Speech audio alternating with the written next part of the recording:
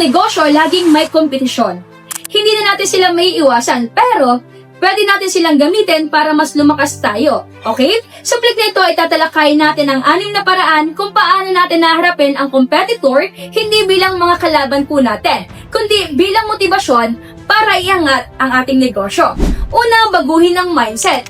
Ang competitor ay hindi lang po natin kalaban, kundi gabay po natin sila. Kung may competitor, ibig sabihin lang nito ay may demand po sa market. Mas mainam po na may kakompetensya po tayo kasi po pinipilit po tayo nitong mag-level up. Okay? Pangalawa, alamin natin sila.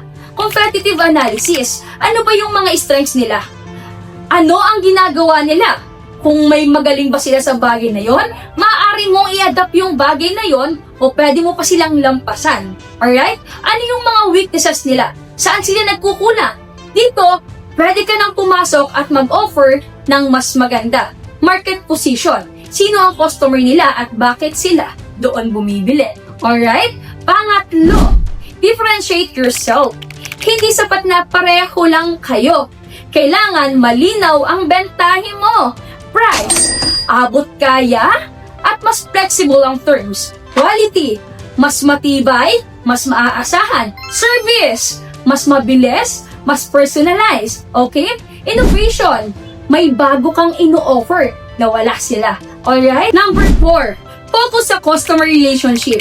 Kahit gaano pa kaganda ang offer ng competitor, kung ikaw ang mas pinagkakatiwalaan at mas madaling kausap, madalas, ikaw po yung pipilian nila. Alagaan ang relasyon, hindi lang transaksyon. Laging may after-sales support, okay? Gamitin ang word of mouth at testimonial bilang panlaban, alright? Number 5, healthy competition versus toxic competition. Alright? Sa healthy, gamitin ang competitors para maging mas mahusay ka, mag-improve ng produkto at magbigay ng mas magandang serbisyo. Toxic, kung puro comparison at siraan, nako, mauubos ang energy at mawawala ang focus sa sariling growth. Okay? Number 6, patuloy na innovation. Ang negosyo na hindi nag-i-improve ay madaling lamunin ng competitor. Innovate sa product, serbisyo, pati na rin sa marketing strategy. Stay updated sa trends para hindi ka maiwan. Ang competitor ay normal at natural. Hindi mo kontrolado ang galaw nila, pero kontrolado mo ang sarili mong quality, branding, at customer relationship. Kapag nakatutok ka sa pagpapabuti ng sarili mong offer, madalas kuha na rin malalampasan ang kompetisyon. This is CMV Hollow Glass Machine Manufacturing, building your future, one block